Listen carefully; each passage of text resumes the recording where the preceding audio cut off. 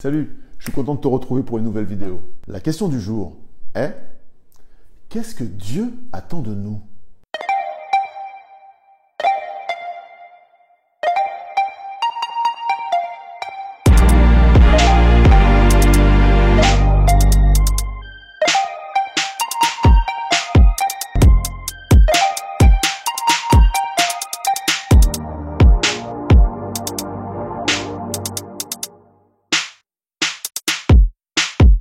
Tu as certainement dû avoir l'occasion de remarquer à quel point l'être humain est une créature extraordinaire. Construire des fusées pour aller dans l'espace, des voitures hyper rapides, la microchirurgie, la neurochirurgie, tant de choses par lesquelles l'être humain démontre sa grande imagination, son intelligence, son astuce, son habileté.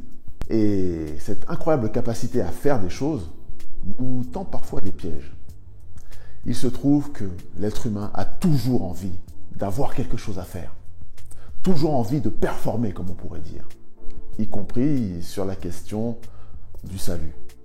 Dans sa relation à Dieu, l'être humain a souvent été pris d'une sorte d'envie vertigineuse de faire des choses, faire des sacrifices, faire des offrandes, faire quelque chose pour apaiser Dieu, pour attirer son attention, pour susciter pour lui de l'amour de la part de Dieu.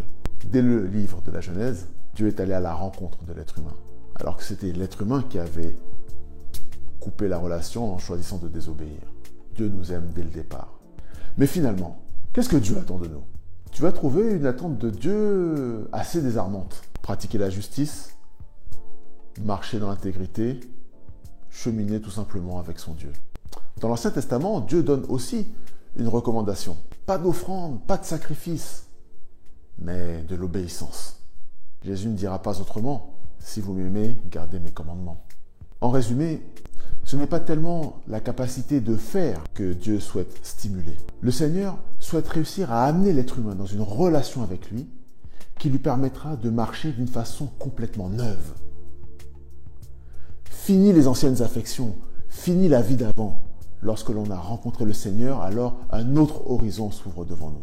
La Bible enseigne que si quelqu'un essayait de faire quelque chose, de mettre de l'argent sur la table pour acheter de l'amour, il ne s'attirerait que le mépris.